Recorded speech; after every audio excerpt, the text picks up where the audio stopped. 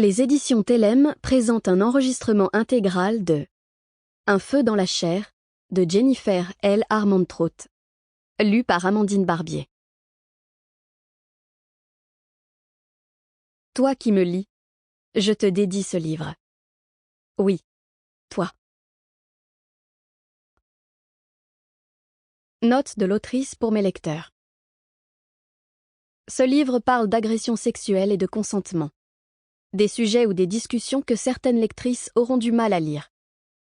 Même en l'absence de scènes crues ou de viols, ce que Sarah va subir dans Un feu dans la chair n'est pas rien. Il existe divers degrés d'agression dont bien trop de personnes ont fait l'expérience.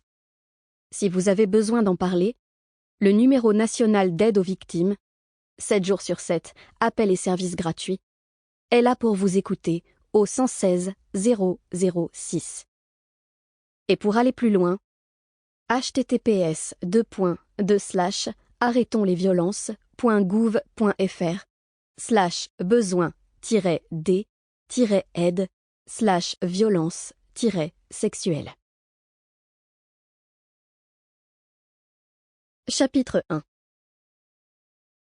La douleur palpitante dans mon cou s'amenuisait, et les flammes de cette souffrance incandescente ne dévoraient plus mon corps. En dépit de la chaleur et de l'humidité de Dalos, la cité des dieux, j'étais glacée, davantage que je ne l'avais jamais été.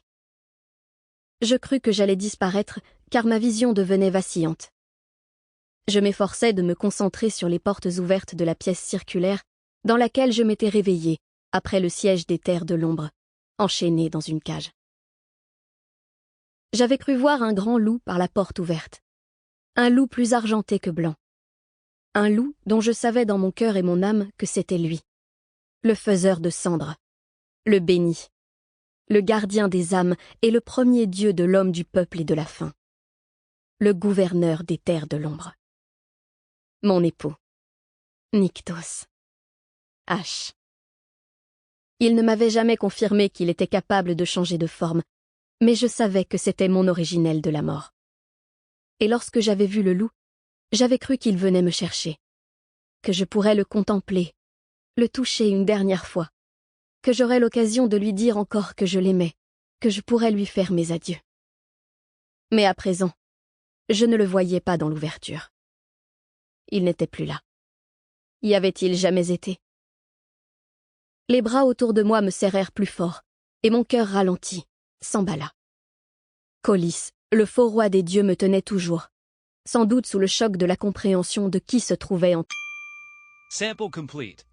Ready to continue?